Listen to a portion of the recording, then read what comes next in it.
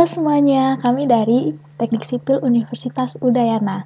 Kami akan menjelaskan mengenai mata kuliah Manajemen Sumber Daya Manusia yang terkhususnya tentang perencanaan sumber daya manusia atau yang biasa disingkat dengan PSDM. Kami dari kelompok 2 yang beranggotakan saya, Shen Yona Budiana, dengan NIM 18055111036 dan teman saya, Halo, saya Ananda Sri Pertiswari dengan NIM 18055111037. Yang pertama-tama adalah pokok bahasan. Jadi kali ini kita akan mempresentasikan 6 pokok bahasan, yaitu yang pertama, pengertian dan peranan dari PSDM, yang kedua, tujuan dari PSDM, yang ketiga, metode informasi dan peramalan dalam PSDM, yang keempat, perencanaan prosedur dan rencana SDM, yang kelima, perencanaan fungsi MSDM, dan yang terakhir, yaitu yang keenam, adalah audit SDM. Langsung saja kita kepada pembahasan yang pertama, yaitu pengertian dan peranan dari PSDM. Jadi, banyak sekali para ahli yang mengartikan apa itu perencanaan sumber daya manusia. Salah satunya adalah Dr. Anus Malayu Hasibuan pada tahun 1990. Ia mengatakan bahwa perencanaan sumber daya manusia adalah merencanakan tenaga kerja agar sesuai dengan kebutuhan perusahaan serta efektif dan efisien dalam membantu terwujudnya tujuan. Lalu, perencanaan SDM ini sendiri untuk menetapkan program pengorganisasian, pengarahan, pengendalian, pengadaan, pengembangan, kompensasi, pengintegrasian, pemeliharaan, kedisiplinan, dan pemberhentian karyawan. Jadi, dalam rencana SDM harus ditetapkan semua hal tersebut secara baik dan benar. Yang selanjutnya adalah tujuan dari PSDM. Nah, tujuan dari PSDM ini terdapat 8 tujuan. Yang pertama adalah untuk menentukan kualitas dan kuantitas karyawan yang akan mengisi semua jabatan dalam perusahaan.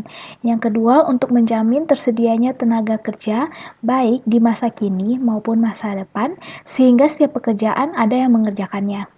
Yang ketiga, untuk menghindari terjadinya mismanagement dan tumpang tindih dalam pelaksanaan tugas. Yang keempat, untuk mempermudah koordinasi, integrasi, dan sinkronisasi atau KIS sehingga produktivitas kerja meningkat. Yang selanjutnya, untuk menghindari kekurangan dan atau kelebihan karyawan.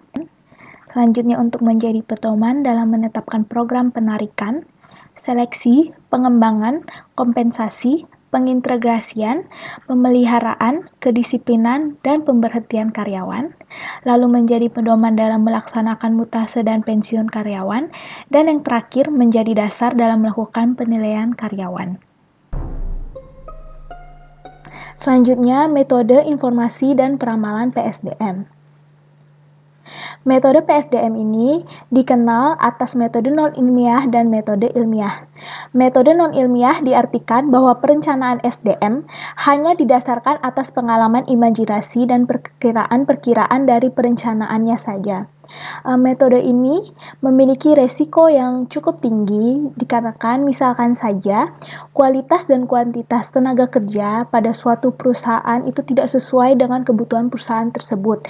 Maka akibatnya timbul mismanagement dan pemborosan yang merugikan perusahaan tersebut. Selanjutnya, metode ilmiah diartikan bahwa perencanaan SDM dilakukan berdasarkan analisis dari data, informasi, dan peramalan-peramalan dari perencanaannya. Untuk metode ini, ya relatif cukup rendah resikonya dikarenakan semuanya sudah diperhitungkan terlebih dahulu. Selanjutnya, informasi. Informasi adalah hasil proses dari data serta memberikan informatif kepada penerimanya. Perencanaan SDM dapat dilakukan dengan baik dan benar jika informasi tentang hal-hal berikut diperoleh. Nah, yang pertama adalah job analysis. Job analysis ini memberikan informasi berupa aktivitas pekerjaan, standar pekerjaan, konteks pekerjaan, persyaratan personalia, perilaku manusia, dan alat-alat yang akan dipergunakan. Nah, yang selanjutnya adalah organisasi. Organisasi ini memberikan informasi seperti tujuan yang ingin dicapai, apakah ia ingin memberikan laba atau pelayanan, lalu seperti jenis organisasinya, apakah organisasi ini lini dan staff, atau lini saja, atau fungsional, atau komite. Lalu yang selanjutnya itu memberikan kepemimpinan organisasi, individu, atau kolektif, lalu seperti dasar departemen dan struktur organisasinya, dan lain-lain. Lalu selanjutnya situasi persediaan tenaga kerja. Nah, dari situasi persediaan tenaga kerja ini kita mendapatkan hal-hal berupa persediaan tenaga kerja dan tingkat kemampuan sumber daya manusia, lalu juga berupa jenis-jenis, susunan umur, dan tingkat pendidikan, serta penyebaran dan pemerataan tenaga kerja, lalu juga sistem, kurikulum, dan tingkat-tingkat pendidikan sumber daya manusia, lalu juga kebijaksanaan, perburuhan, dan kompensasi pemerintah. Perencanaan SDM yang baik adalah jika ia dapat meramalkan masa depan dengan cara memproyeksikan hasil analisis informasi yang diperolehnya. Nah, peramalan ini biasanya untuk masa 5 tahun yang akan datang.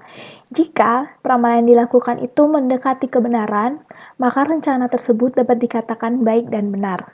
Nah, tujuan dari peramalan ini antara lain adalah meramalkan kebutuhan dan persediaan tenaga kerja yang ada, lalu meramalkan kemajuan perusahaan dan teknologi sehingga harus dilaksanakan pelatihan dengan kurikulum yang tepat, lalu meramalkan kemajuan pendidikan dan peningkatan kemampuan sumber daya manusia, meramalkan kebutuhan akan jenis-jenis kecakapan yang berlainan dan jenis-jenis sumber daya manusia, baik itu seperti pria atau wanita, pada masa yang akan datang. Meramalkan kebijaksanaan perburuhan pemerintah seperti usia, UMR, dan jam kerja. Baik, di sini saya akan menjelaskan mengenai perencanaan prosedur dan rencana sumber daya manusia.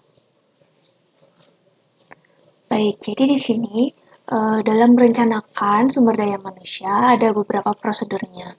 Yang pertama yaitu menetapkan secara jelas kualitas dan kuantitas SDM yang dibutuhkan. Kemudian kita harus mengumpulkan data dan juga informasi tentang SDM. Kemudian kita harus mengelompokkan data dan informasi tersebut serta menganalisisnya dan membentuk beberapa kategori-kategori. Nah, selanjutnya kita bisa menentukan alternatif, kemudian memilih yang terbaik dari alternatif yang ada menjadi suatu rencana. Kemudian kita menginformasikan rencana ini kepada para karyawan untuk kemudian direalisasikan untuk meningkatkan kualitas SDM. Nah, di sini dalam merencanakan SDM itu harus dilakukan dengan baik dan benar supaya pembinaan dan pengarahan karyawan bisa dilakukan secara efektif dan efisien dalam melakukan tugasnya masing-masing. Nah, jadi dalam merencanakannya itu kita bisa mengetahui ciri-ciri SDM yang baik dan benar. Jadi di sini yang pertama ciri-cirinya adalah rencana harus menyeluruh, jelas, dan mudah dipahami oleh para karyawan. Kemudian, job description setiap personel jelas dan tidak terdapat tumpang tindih dalam pelaksanaan kerja. Jadi, pendeskripsian pekerjaan di sini harus sejelas-jelasnya. Lalu yang ketiga ada kualitas dan kuantitas serta penempatan karyawan sesuai dengan kebutuhan perusahaan. Nah, di sini digunakan asas the right man in right place and the man on the right job. Jadi kita harus menempatkan orang-orang terbaik pada tempat yang memang dibutuhkan agar tidak terjadi tumpang tindih kepentingan. Nah, yang keempat, ada rencana harus secara jelas menetapkan hubungan kerja, saluran perintah, dan tanggung jawab. Jadi di sini agar alur koordinasinya itu berjalan dengan baik dan tidak terjadi tumpang tindih kewenangan dalam manajemen dari sumber daya manusia itu. Nah, jadi di sini rencana-rencana ini ada beberapa keharusannya, yaitu yang pertama, rencana harus fleksibel dalam pelaksanaannya, tetapi tujuan, pedoman, dan pola dasarnya tetap. Jadi dalam pelaksanaannya tentu saja harus fleksibel dan menyesuaikan dengan situasi dan kondisi yang ada, namun prinsipnya di sini tetap jelas dan sesuai dengan asas-asas dasar. Lalu dalam rencana juga harus terdapat secara jelas hak dan kewajiban dari para karyawan. Karena di sini penting sekali agar tidak terjadi kebingungan bagi para karyawan itu sendiri dan agar terjadi keseimbangan antara hak yang bisa mereka dapatkan dengan kewajiban yang harus mereka lakukan. Selanjutnya yang ketiga ada rencana harus mengatur tentang mutase, peraturan dan sanksi hukuman, pengembangan, cara penilaian dan yang dinilai serta lain-lainnya. Jadi di sini harus sangat jelas bagaimana batasan-batasan itu sendiri dalam memanage sumber daya manusia yang ada, termasuk mutase, peraturan sanksi, agar tidak terjadi ketidakadilan dalam manajemen dari sumber daya manusia itu sendiri. Nah, lalu yang keempat ada rencana harus menjadi pedoman kejelasan tugas pendorong bagi semangat kerja para karyawan. Jadi di sini dalam merencanakan, kita harus bisa juga memotivasi semangat kerja para karyawan karena di sini bisa sebagai peta atau suatu gambaran juga bagi para karyawan dan para sumber daya yang ada untuk mencapai tujuan dari suatu organisasi atau perusahaan itu sendiri. Nah, yang kelima ada rencana harus dapat digunakan menjadi alat kontrol yang baik karena jika kita tidak bisa mengontrol dan memanage sumber daya manusia itu dengan baik, maka akan terjadi tumpang tindih yang cukup beresiko bagi produktivitas suatu organisasi atau perusahaan. Nah, jangka waktu rencana itu sendiri ada 3 jenis, yaitu yang pertama panjang, yang kedua menengah, dan yang terakhir jangka pendek. Jadi pada rencana jangka panjang dalam memanage sumber daya manusia atau merencanakan SDM, jadi waktunya itu adalah lebih dari 5 tahun seperti merencanakan pensiun dan lain-lain. Nah, sedangkan untuk rencana waktu menengah itu rentang waktunya 3-5 tahun seperti rencana promosi, demosi, dan lain-lain. Nah, yang terakhir rencana jangka pendek. Jadi waktunya hanya berkisar 1-2 tahun seperti rencana seleksi dan lain-lain. Jadi seperti rencana perekrutan bagi karyawan-karyawan baru. Baik, kemudian subbab selanjutnya yaitu perencanaan fungsi SDM atau sumber daya manusia. Nah, jadi perencanaan yang harus dilakukan cukup banyak, mulai dari organisasi, pengarahan, pengendalian, pengadaan, pengembangan, kompensasi, pengintegrasian, pemeliharaan, kedisiplinan, dan tentu saja pemberhentian. Nah, kemudian ada bagian audit sumber daya manusia, di mana audit ini biasanya sangat penting dalam suatu organisasi atau perusahaan. Seperti yang terlihat di sini, audit sumber daya manusia merupakan tindak lanjut dari realisasi perencanaan-perencanaan yang telah dilakukan. Nah, audit di sini harus dilakukan untuk mengetahui apakah karyawan sudah bekerja dengan baik dan berperilaku sesuai rencana itu sendiri. Jadi pelaksanaan audit SDM dilakukan oleh atasan langsung dan manajer urusan SDM, baik secara individual maupun secara kolektif. Jadi bisa dinilai secara masing-masing personel ataupun secara grup dari kumpulan personel itu. Nah, mengapa audit itu penting? Karena di sini diperlukan supaya karyawan termotivasi untuk meningkatkan disiplin, semangat kerja, dan perilakunya. Karena dari hasil audit itu sendiri akan bisa didapatkan gambaran karyawan mana yang layak mendapatkan reward atau karyawan mana yang perlu diberikan teguran atau nasihat atau bahkan karyawan mana yang harus dikeluarkan seperti itu. Nah, seperti yang terlihat di sini, dari audit itu akan menghasilkan beberapa tindak lanjut. Jadi yang pertama, apabila nilai auditnya baik, maka sebaiknya diberikan kenaikan balas jasa, seperti gaji atau kesejahteraan karyawan. Nah, misalnya juga bisa dipromosikan dan diberi penghargaan seperti bintang jasa, piagam, dan lainnya. Namun, jika nilai auditnya kurang atau jelek, biasanya bisa diberikan hukuman, mulai dari yang paling ringan sampai paling berat. Nah, di sini contohnya seperti gajinya tidak dinaikkan, demosi, dan atau diberhentikan. Nah, lalu ada ruang lingkup audit SDM.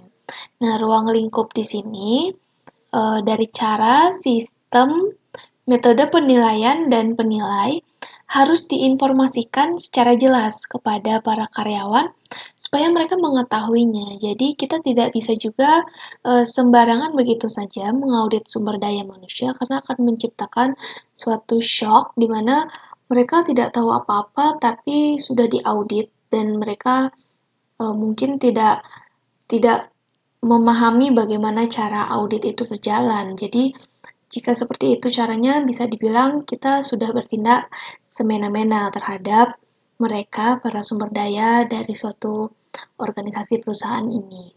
Nah, jadi seperti yang terlihat di sini, ruang lingkup audit SDM itu bisa mencakup 5W, 1H, yaitu what, atau apa, why, kenapa, where, di mana, who, siapa, dan juga how, bagaimana. Jadi, what tentu saja mengenai apa yang diaudit untuk penilaian perencanaan dan manajemen sumber daya manusia ini sendiri.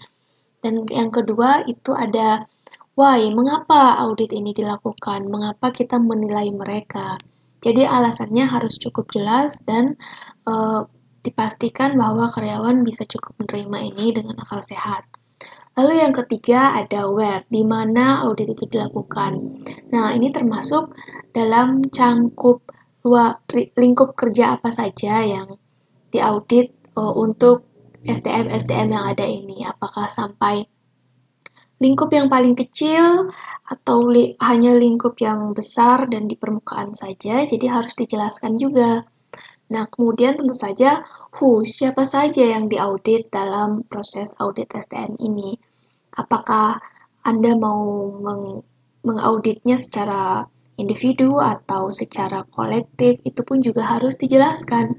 Karena di sini batasan dari audit itu harus jelas agar tidak terjadi tumpang tindih. Nah, kemudian tentu saja yang terakhir, how, bagaimana cara kita mengaudit. Jadi, para personel di organisasi perusahaan ini juga berhak mengetahui bagaimana proses audit itu terjadi, karena mereka juga pasti akan lebih termotivasi untuk menunjukkan kinerja yang terbaik ketika mereka tahu bahwa audit ini terjadi dengan proses seperti ini.